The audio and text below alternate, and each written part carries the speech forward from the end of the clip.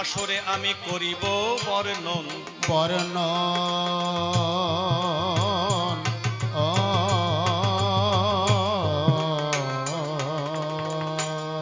সিদ্ধি আশ্রমে যজ্ঞ করে গাধীর নন্দন নন্দ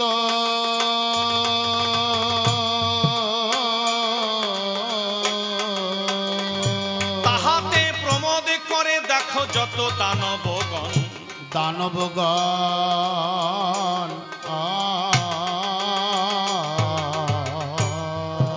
রক্ত বৃষ্টি মারিচি রাক্ষস করিছে বর্ষণ বর্ষ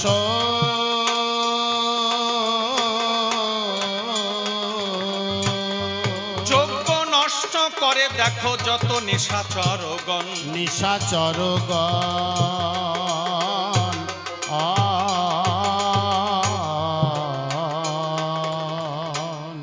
উর্বর চ্যবন আগ্নেয় জামক এবং জগৎশ্রেষ্ঠ মুনি বিশ্বামিত্র মুনি একত্রিত হয়ে এই জগতে জীবের কল্যাণের তরে এই জগতে সংসারে এক মহাযজ্ঞানুষ্ঠানের আয়োজন করেছে এই ধরা পড়ে। কিন্তু যতবার সেই যজ্ঞে পূর্ণাহুতি করতে যায় দান, শূন্য মার্গ হতে রাক্ষসগণ একসাথে রক্ত বৃষ্টি করে বর্ষণ সেই মুনিগণের যজ্ঞ সব পণ্ড করে দেন। মুনিগণ কিছুতেই সেই যজ্ঞকে করতে পারছে না সমাধান। তাই সমস্ত মুনিগণ একত্রিত হয়ে মহামুনি নারদ তপোধনের কাছে গিয়ে বললেন, ওহে নারদ তপোধন, একবার মন দিয়ে শ্রবণ করো আমাদিগের বচন। মহামুনি নারদ তপোধন দেখতে পায় যে সমস্ত মুনিগণ এসেছে হেতায়। তাই নারদ মুনি বললেন, কহ কহ মুনিগণ, কিবা তবদিগের মনে আকিঞ্চন। মুনিগণ বেদনার সুরে বলে উঠলেন, শোনো নারদ তপোধন, আমরা সমস্ত মুনিগণ একত্রিত হয়ে এই জগতে জীবের কল্যাণের তরে এই ধরা পড়ে এক মহাযজ্ঞানুষ্ঠানের আয়োজন করেছি। কিন্তু নারদ, সেই যজ্ঞে যতবার পূর্ণাহুতি করতে যায় দান, শূন্য মার্গ হতে রাক্ষসগণ রক্ত বৃষ্টি করে বর্ষণ আমাদের যজ্ঞ সব পণ্ড করে দেন। আমরা কিছুতেই সেই যজ্ঞকে করতে পারছি না সঠিকভাবে সমাধান। অনারদ, তোমার কাছে করি নিবেদন, তুমি এক্ষুনি যাত্রা করো ব্রহ্মাদেবের সদন।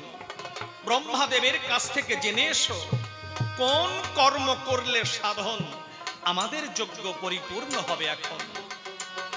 তাই সমস্ত মুনিগণের অনুরোধে আজকে দেবর্ষি নারদ তার বীণাযন্ত্র ধরে করে বাজাতে বাজাতে মধুর সুরে মর্তধাম হতে ব্রহ্মলোকে যাত্রা করেছে। নারদ বীণা বাজায়, নারদ যন্ত্র বাজায়,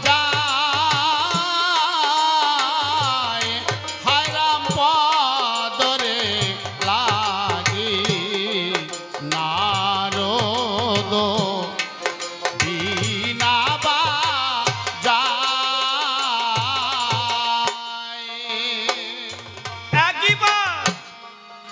একবার চলো তো চলো তো বিনা যেথার আমি গুনা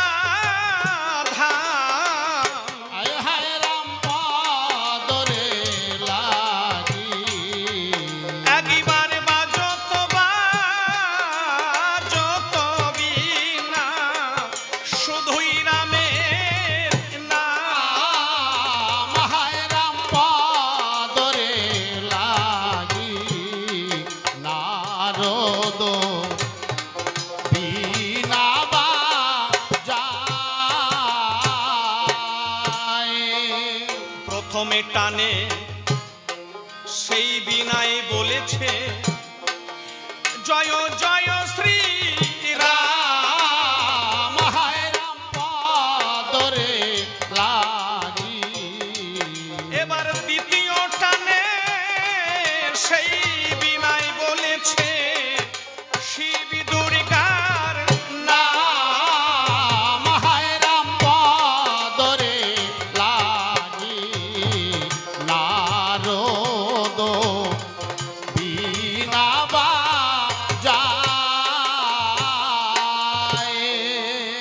তৃতীয় টানে সেই বিনাই বলেছে, ওমা কোথা মা জানো কি, হায় রাম পদরে লাগি।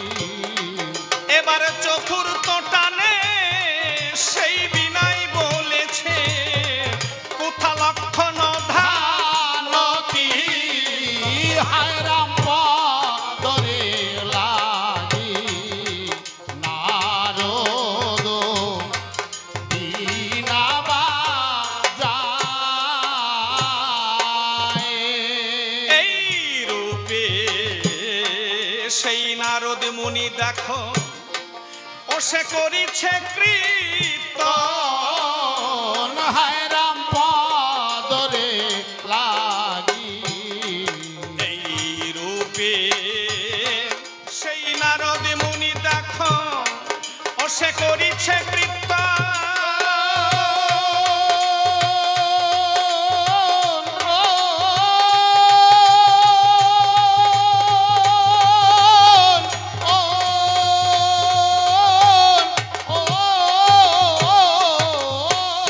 এবার ব্রহ্মলোকে গিয়ে নারদ মুনি দিল দর্শন।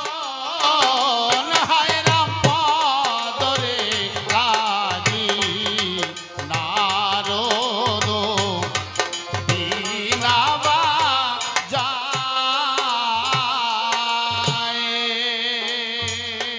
মহামুনি নারদ তপোধন তার বিনা যন্ত্র ধরে করে বাজাতে বাজাতে মধুর সুরে একদম পৌঁছে গেছে ব্রহ্মপুরে। ব্রহ্মাদেব দেখতে পায় মহামুনি নারদ এসেছে ব্রহ্মালয়।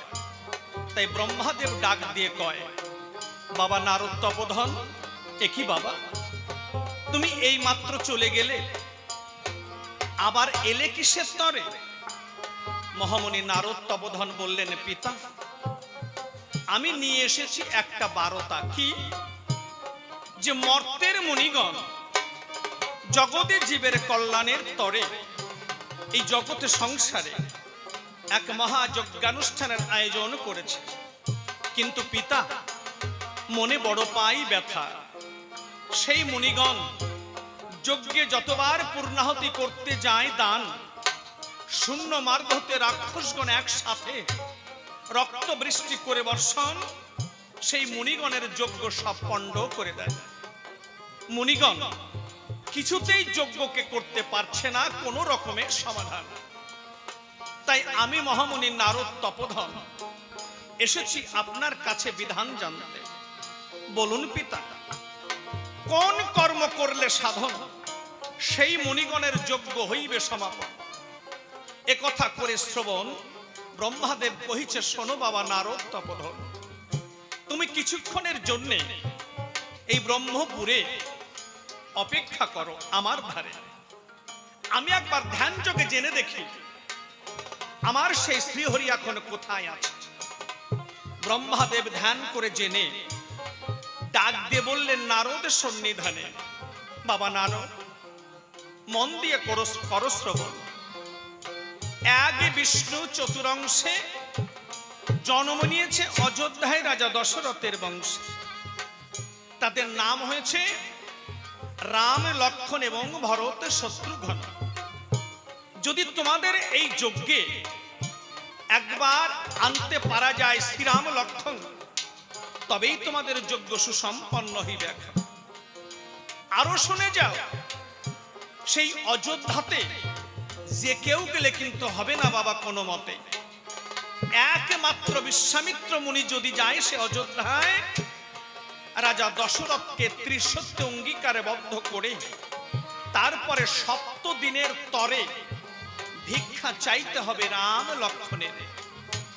এই কথা করে শ্রবণ মহামুনি নারদ তপোধন তার বিনা যন্ত্র ধরে বাজাতে বাজাতে মধুর সুরে ব্রহ্মলোক হতে মর্তপুরে যাত্রা করেছে। কেমন ভাবে? রাম নাম হরি নাম ওরে লৌরে দণ্ডে দণ্ডে, হায় রাম পদরে লাগি। অমনের আশিকৃত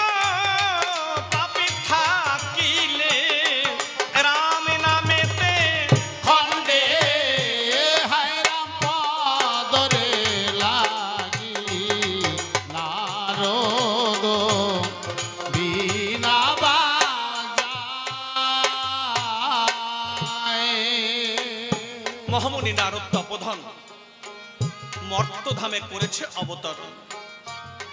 সমস্ত মুনিগণ দেখতে পায় মহামুনি নারদ এসেছে এই বসুধায়।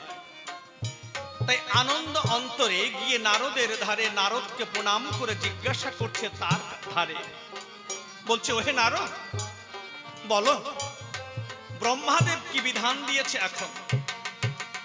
মহামুনি নারদ মুনি সেই একই কথা করলেন উচ্চারণ। কি বলল? শোনো মুনিগণ, এক বিষ্ণু চতুরংশে জন্ম নিয়েছে অযোধ্যায় রাজা দশরথের বংশে। তাদের নাম হয়েছে রাম, লক্ষ্মণ এবং ভরত শত্রুঘ্ন। যদি তোমাদের এই যজ্ঞে আনতে পারা যায় শ্রীরাম লক্ষ্মণ, তবেই তোমাদের যজ্ঞ সুসম্পন্ন হইবে। এখন আরো শুনে যাও, সেই অযোধ্যাতে যে কেউ গেলে কিন্তু হবে না বাবা কোনো মতে। একমাত্র বিশ্বামিত্র মুনি যদি যায় অযোধ্যায়, রাজা দশরথকে ত্রিশক্তি অঙ্গীকারে বদ্ধ করে 7 দিনের তরে ভিক্ষা চাইতে হবে রাম লক্ষ্মণের। এই কথা করে শ্রবণ সমস্ত মুনিগণ হয়ে এক মন বিশ্বামিত্র মুনির কাছে গিয়ে বললেন, মুনিবর আপনি এক্ষুনি যাত্রা করুন সেই অযোধ্যা নগর। তাই সমস্ত মুনিগণের অনুরোধে আজকে গাধীর নন্দন বিশ্বামিত্র মুনি অযোধ্যায় যাত্রা করেছে। গাধীর নন্দন বিশ্বামিত্র দেখ করিল গমন, অযোধ্যায় গিয়ে মুনিবর দিল দর্শন। রাজ সিংহাসনে বসে দেখে রাজা এসেছে গাধীর নন্দন, নয়নে জলে তাহারে চরণে রাজা বন্ধিছে তখন। তুমি কহ কহ কহ মুনি গো কহ আমার ধারে, কি কারণে তুমি এসেছো অযোধ্যা নগরে।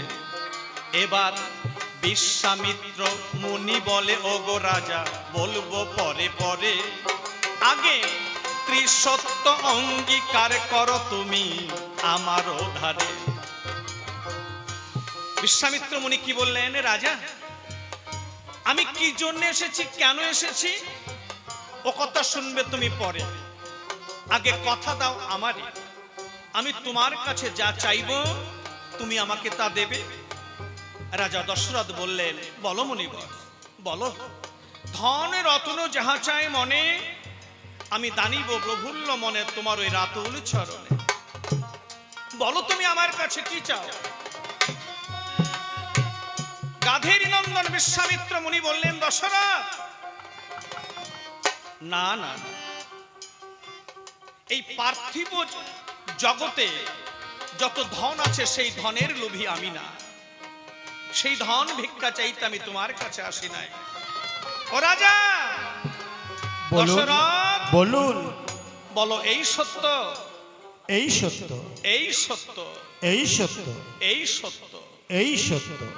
রাজা দশরথকে ত্রিসত্যে অঙ্গীকারে বদ্ধ করে ডাক দিয়ে বললেন দশরথের ধারে, দশরথ এবার তুমি কান খুলে শুনে রাখো, আমরা সমস্ত মুনিগণ একত্রিত হয়ে জগতে জীবের কল্যাণের তরে এই জগতে সংসারে এক মহাযজ্ঞানুষ্ঠানের আয়োজন করেছি। কিন্তু রাজা সেই যজ্ঞে যতবার পূর্ণাহুতি করতে যাই দান, শূন্য মার্গ হতে রাক্ষসগণ রক্ত বৃষ্টি করে বর্ষণ আমাদের যজ্ঞ সব পণ্ড করে দেন। আমরা কিছুতেই সেই যজ্ঞকে করতে পারছি না সমাধান। তাই আমি বিশ্বামিত্র মুনি জেনে এসেছি, এক বিষ্ণু চতুরংশে জন্ম নিয়েছে তোমারই বংশে, তাই 7 দিনের তরে একবার ভিক্ষা দাও আমার করে, 7 দিবস পূর্ণ হলে পরে আবার ফিরিয়ে দিয়ে যাব তোমার এই অযোধ্যা নগরে, তোমার রাম রঘুবরে। যখনই বিশ্বামিত্র মুনি এই কথা বলেছে, দশরথের মাথায় আকাশ ভেঙে পড়েছে। দশরথ আখি বাড়ি ছেড়ে দিয়ে চিৎকার করে বললে, না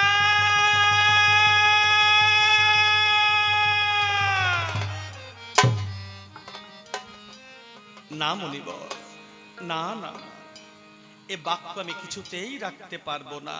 তার কারণ রাম লক্ষণ আমার জীবনের জীবন। এ রাম লক্ষণকে ভিক্ষা দিয়ে আমি কেমন করে থাকবো এই অযোধ্যা ভুবন? না মুনিবর, এ বাক্য তুমি ভিড়িয়ে নাও, এ বাক্য আমি কিছুতেই পালন করতে পারবো না। রাজা দশরথ আখি বাড়ি ছেড়ে দিয়ে মুনিবরের দুটি চরণে বক্ষে জড়িয়ে ধরে কেঁদে কেঁদে বলছে, আজ আমায় কি কথা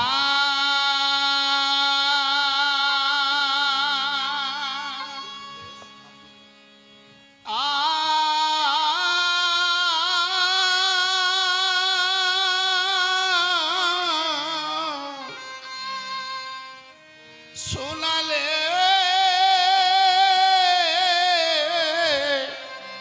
শোনালে শোনালে মুনি মুনি গো। বেশ আজ আমি যেতে নাহি যেতে নাহি দিব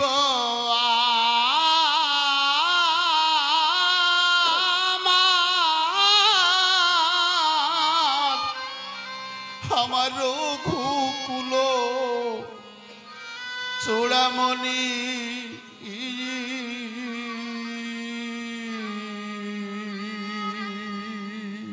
রাজা দশরথ মুনিবরের চরণ দুখানা বক্ষে জড়িয়ে ধরে কেঁদে কেঁদে বলছে, মুনি গো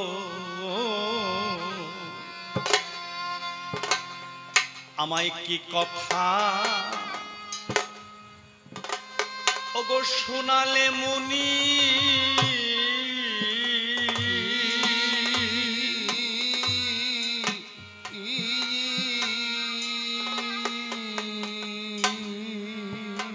আমারে পরাণ কাঁদে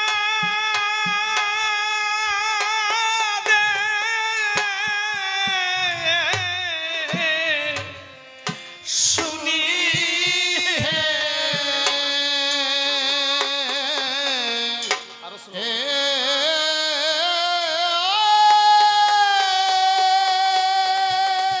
আমি যেতে নাহি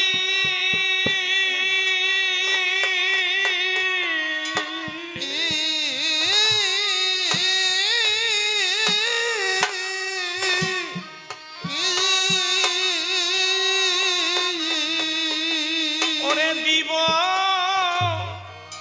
দিব আমার রঘুকুল সোনা চূড়ামণি।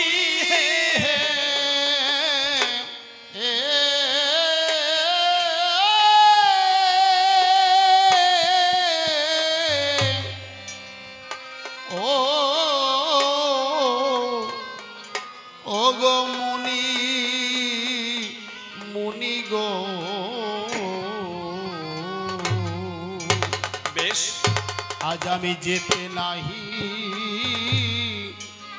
দিব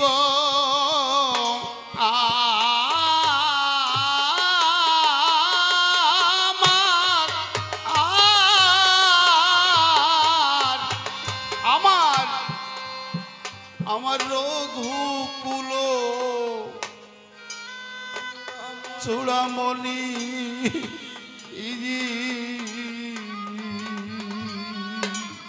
ওমা, জগতের সংসারে এমন কোন মাতা পিতা আছে যে সন্তানকে ভিক্ষা দেয়? নেই। আজ থেকে 40 বছর আগেকার একটা ঘটনার কথা শোনে। যখন আমার 12 বৎসর বয়স ছিল, এখন আমার বয়স 52 বৎসর হয়েছে। আমার বাবা ভিক্ষে করত।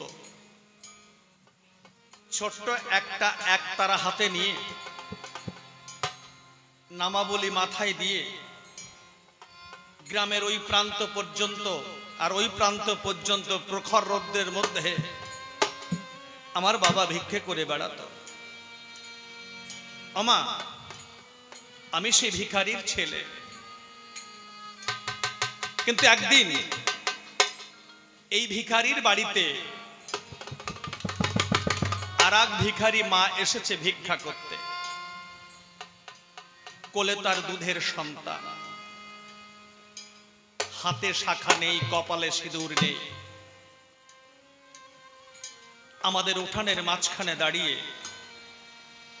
আমার বড়দিকে ডেকে বলছে, ওমা, আমাকে 10টা পয়সা ভিক্ষা দেবে? আমার বড়দি বলেছিল, তুমি না ভিক্ষা করতে এসেছ, তা তুমি তো আমার কাছে চাল ভিক্ষা চাইতে পারো, কিন্তু তুমি আমার কাছে পয়সা ভিক্ষা কেন চাইছো? ওমা, সেদিন আমি সব দেখেছিলাম কিন্তু কিচ্ছু বুঝিনি মা। এখন বুঝি, কারণ এখন যে আমি বাবা হয়েছি আমি বুঝি মা গো, একটা সন্তানকে এই জগতে সংসারে মানুষ করতে হলে মা বাবা কত না কষ্ট করে এই জগতে সংসারে। সেদিন সেই ভিখারি মা ভাববেন, আপন হাতে ব্লাউজ খুলে দিয়েছে, ব্লাউজ খুলে দিয়ে তার স্তন টিপে আমার বড়দিকে দেখাচ্ছে আর বলছে, ওমা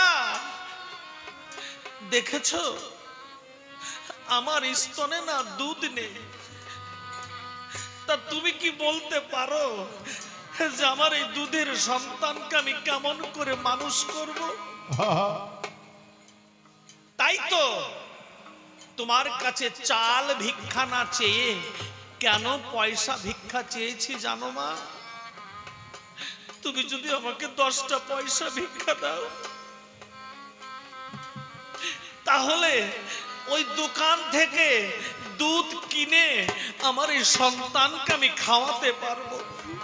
দাও মা, আমার চালের দরকার নেই, তুমি আমাকে 10টা পয়সা ভিক্ষা দাও। আমা, ভগবান ভাববে কাকে? মন্দিরের ওই পাথরের দেবতাকে ভগবান ভাববে, না ওই মা বাবাকে ভগবান ভাববে? আমি পশুপতি প্রত্যেকটি সাধু সঙ্গে গিয়ে একটা কথাই বলতে চাই, যদি চোখের জল ফেলতেই হয় ওই পাথরের প্রতিমার চরণে চোখের জল কেউ ফেলো না। বাস্তব ভগবান এই জগতে সংসারে মা বাবা ছাড়া আর বাস্তব ভগবান বলে কিচ্ছু নেই। যদি চোখের জল ফেলতেই হয় মায়ের চরণে চোখের জল ফেলো, বাবার চরণে চোখের জল ফেলো। সেই চোখের জল ফেললে পরে মা বাবা দেখবেন, কৃপা করবে তোমাদের। আমরা, আমার কষ্টটা কোথায় জানো মা? আমরা চোখের জল ফেলি বটে, কিন্তু যাদের করুণায় যে দুটো মানুষ নিজে না খেয়ে নিঃস্বার্থের মতো দুগ্ধ ভাণ্ড আমার বদনে তুলে দিয়েছে, সেই মানুষ দুটো যখন বুড়ো হয়ে যায় সেই মানুষ দুটো আমাদের কাছে বোঝা হয়ে দাঁড়ায়। সেই মানুষ দুটোর ভার আমি আর বইতে পারি না। রেখে আসি কোথায়? কলকাতা, দিল্লি, বোম্বের মতো বড় বড় শহরে গভর্নমেন্ট বৃদ্ধাশ্রম করে রেখেছে, ওই মা বাবাকে সেখানে রেখে দিয়ে আসি। বড্ড কষ্ট হয় এখানে। মা বাবা সন্তানের কাছে কখনো ভালো মন্দ খেতে চায় না। দেখবেন আপনি খেয়ে রেখে দেবেন থালায় এঁটো ভাত, খেতে পাচ্ছেন না, সেই থালা মা বাবার সামনে ধরে দেবেন, মা বাবা মনানন্দে সেবা করবে। তারা ভাববে কি জানো? মা বাবা ভাববে যে আমার সন্তান তো খেয়েছে, আর তো কেউ খায় নাই। আমি আমার সন্তানের এঁটো খাবার খাবো, তাতে অপরাধটা কোথায়? কিন্তু ভগবানের সামনে দিতে পারবেন?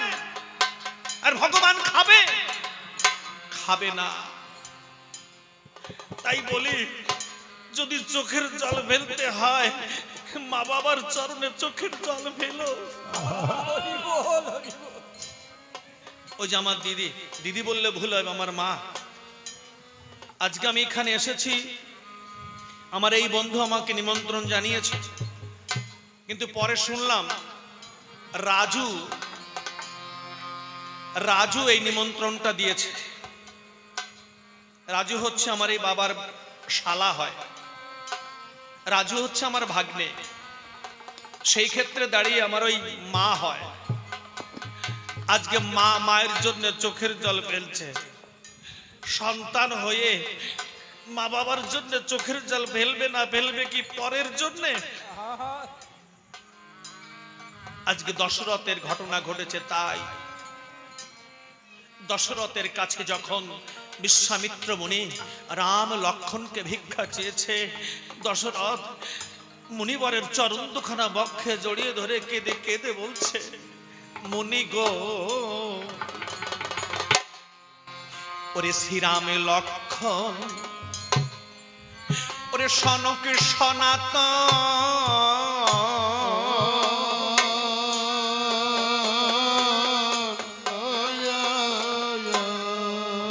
ওরে আমার জীবনে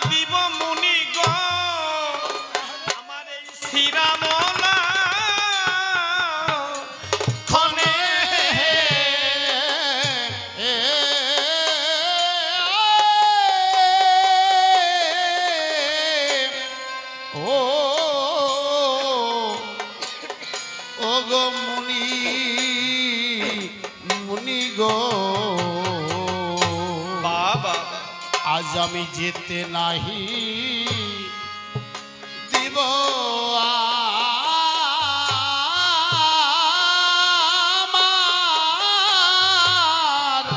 আমার রঘুকুল চূড়ামণি,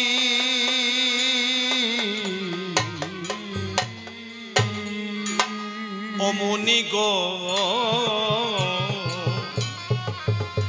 সেই অন্ধ মুনির ওরে কথায় আজি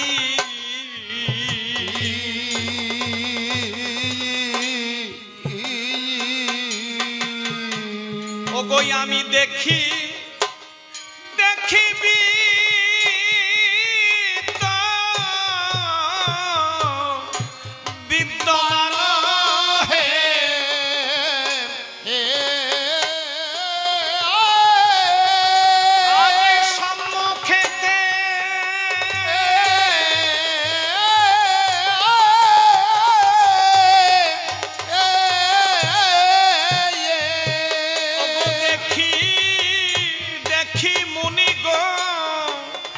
আমি দেখি যে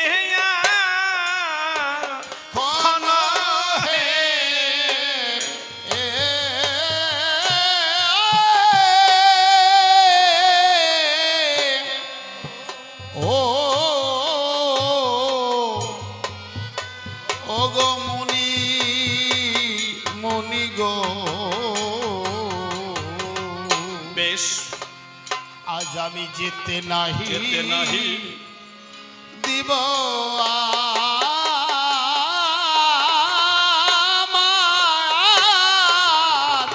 আমার রঘুকুল চূড়া